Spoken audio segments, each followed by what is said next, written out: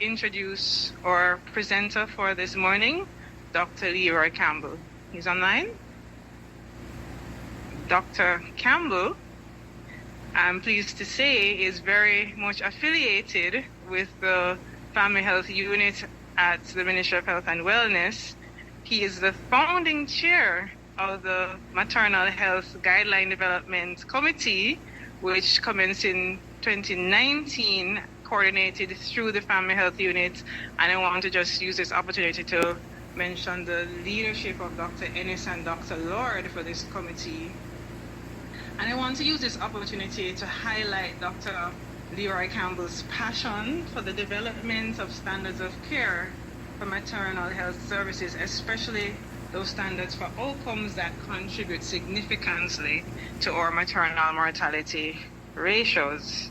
So we extend our gratitude to him on behalf of the Ministry of Health and Wellness for his invaluable service in this area.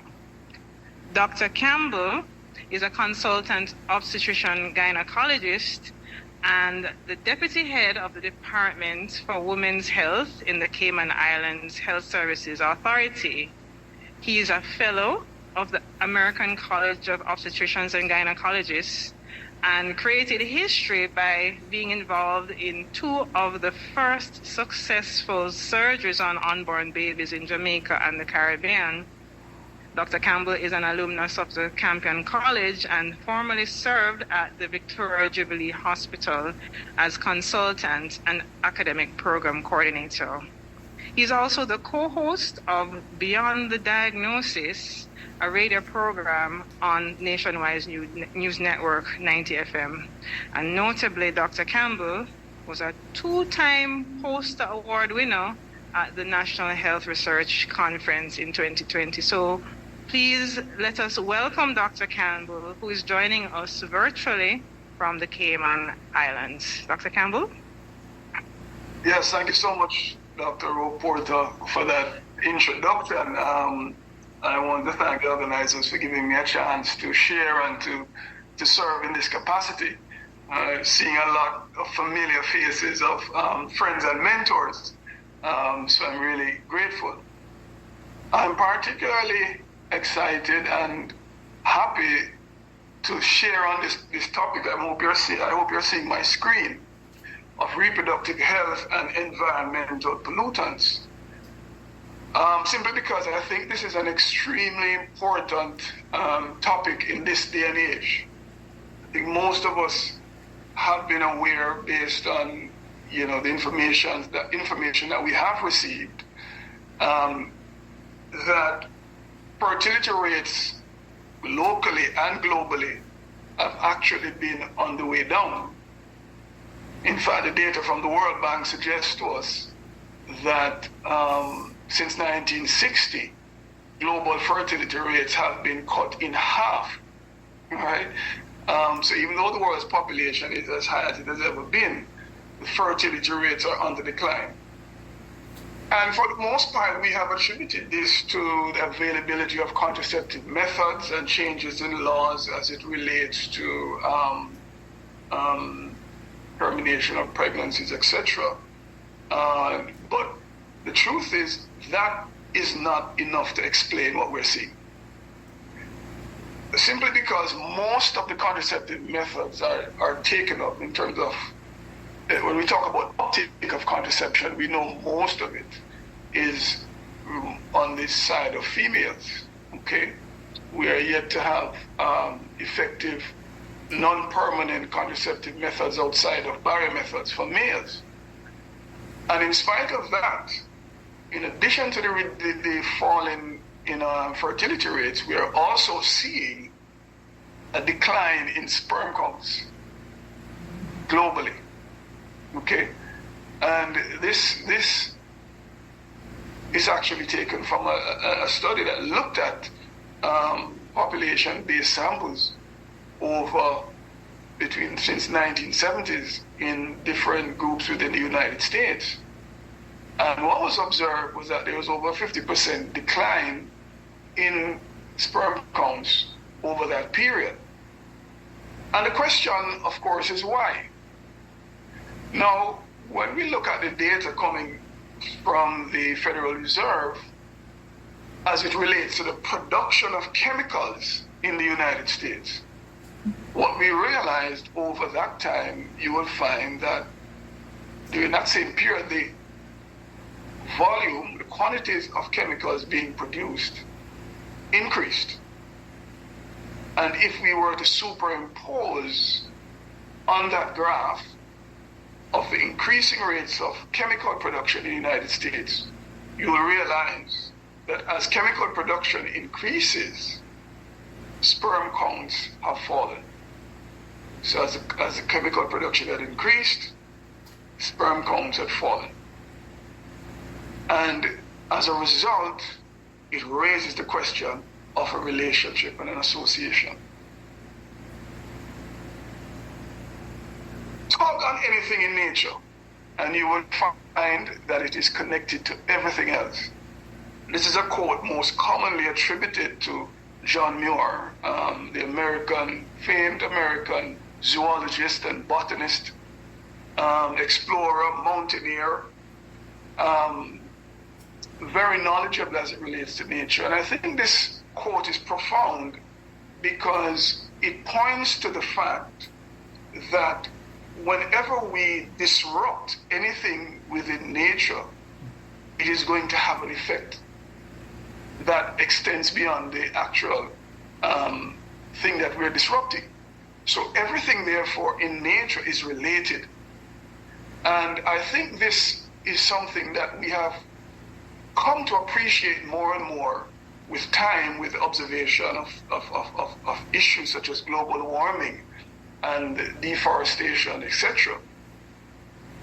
Now, when we talk about the environment, and it's very important for me to set the framework of what we're discussing here, and we talk about the environment and pollution as it relates to the environment, it's easy for us to focus on environment in the context of the general environment, population, etc.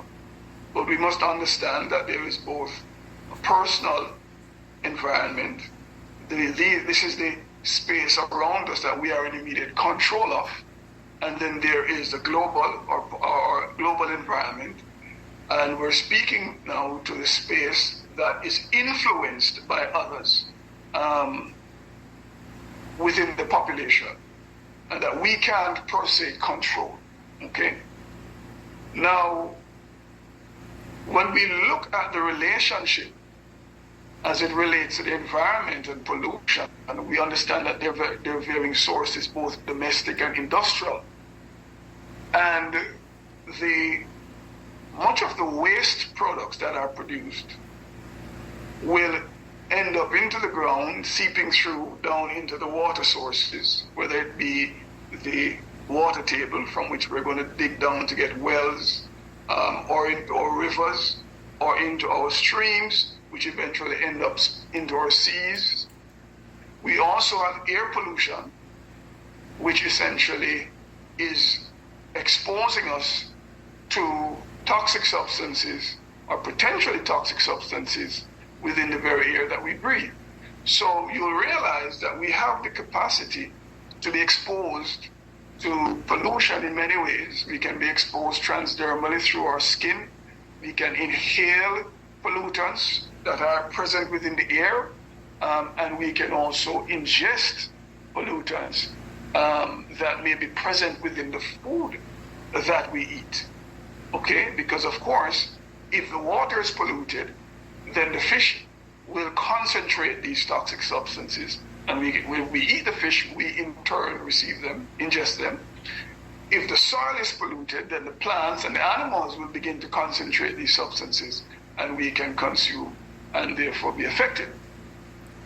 And then, of course, it's very important for us not to neglect the significance of the personal environment, what we can control. You know,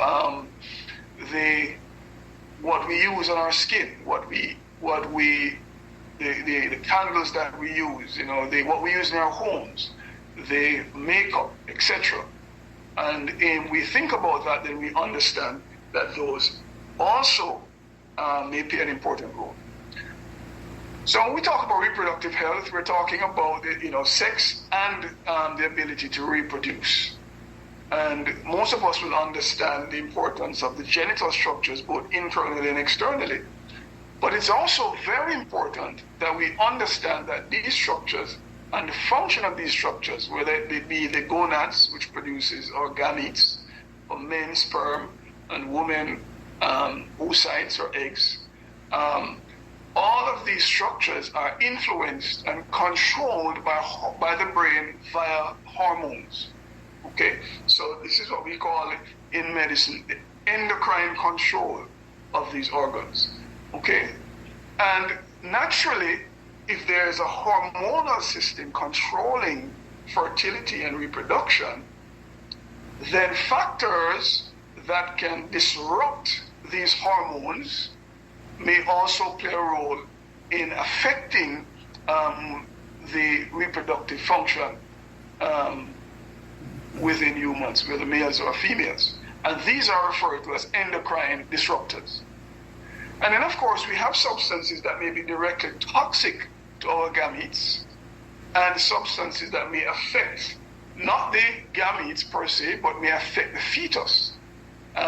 Whether it's toxic to the fetus, leading to fetal death or miscarriage, or they are what we call teratogenic, meaning that they have the capacity to induce malformations, congenital abnormalities, or they may be carcinogenic, meaning they have the capacity to increase the risk of cancers. Of course, we are seeing increasing rates of childhood cancers.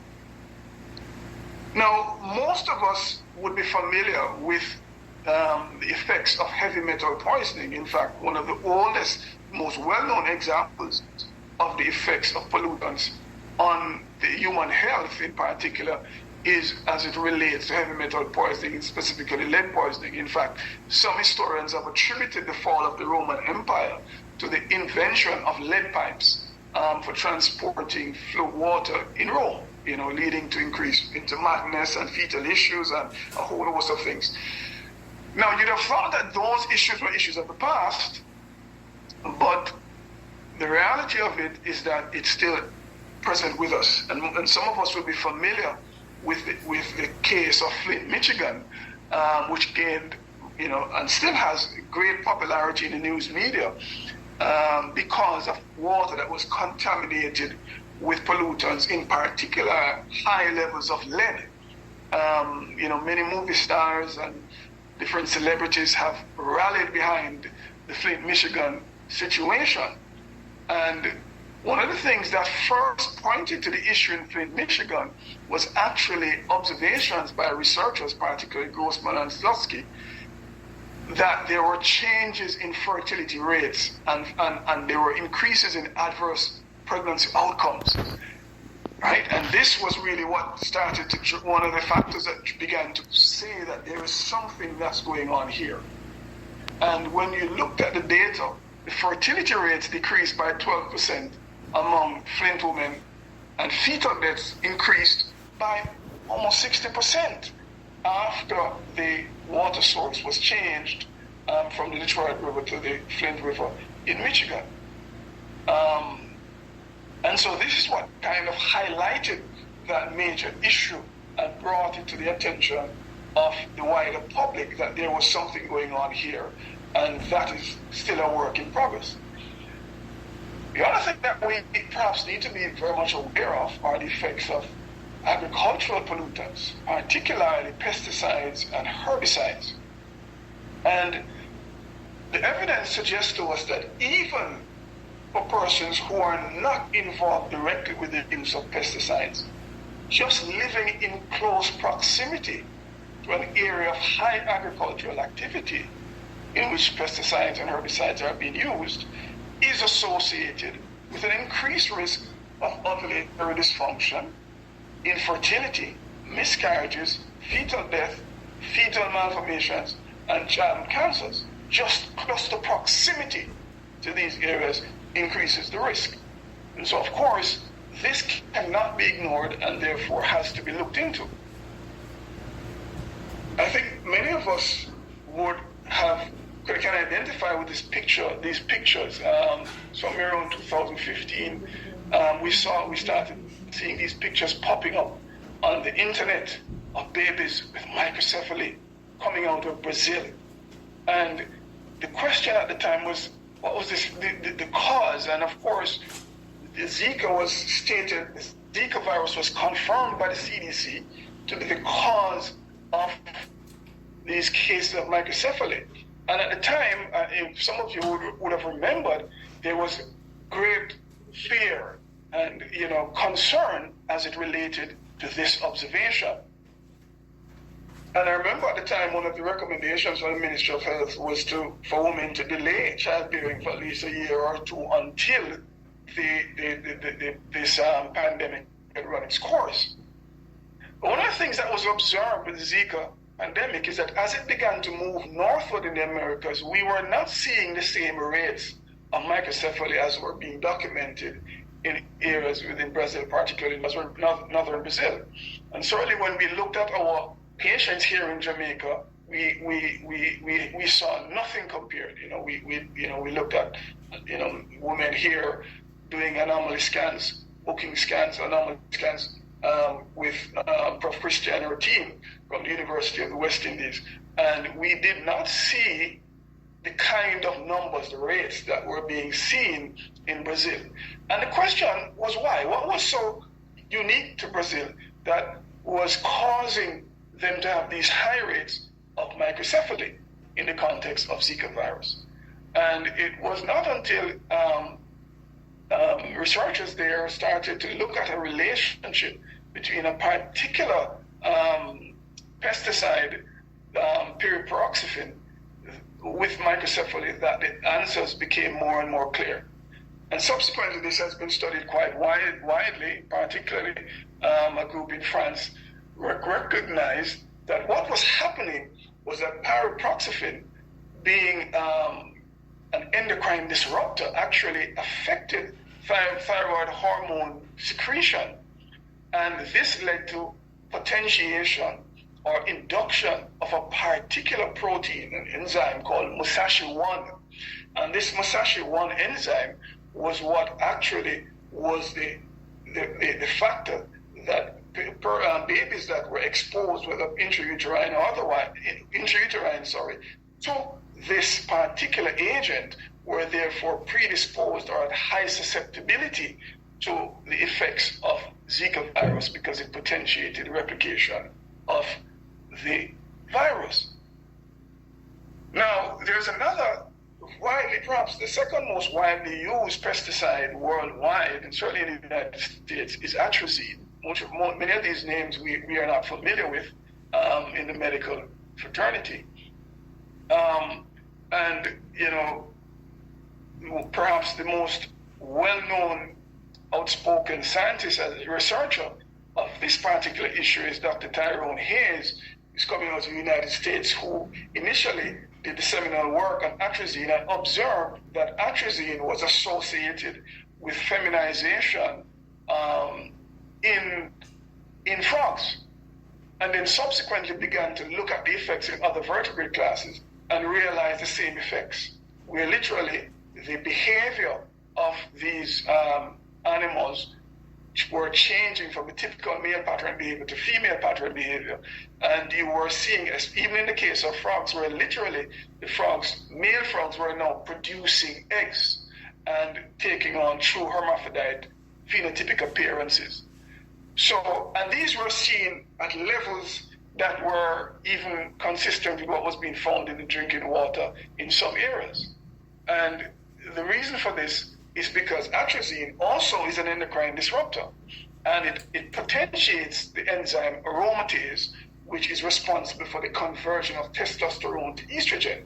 And so consequently, persons exposed to atrazine are having higher activity of aromatase, and literally their innate testosterone is being converted to estrogen.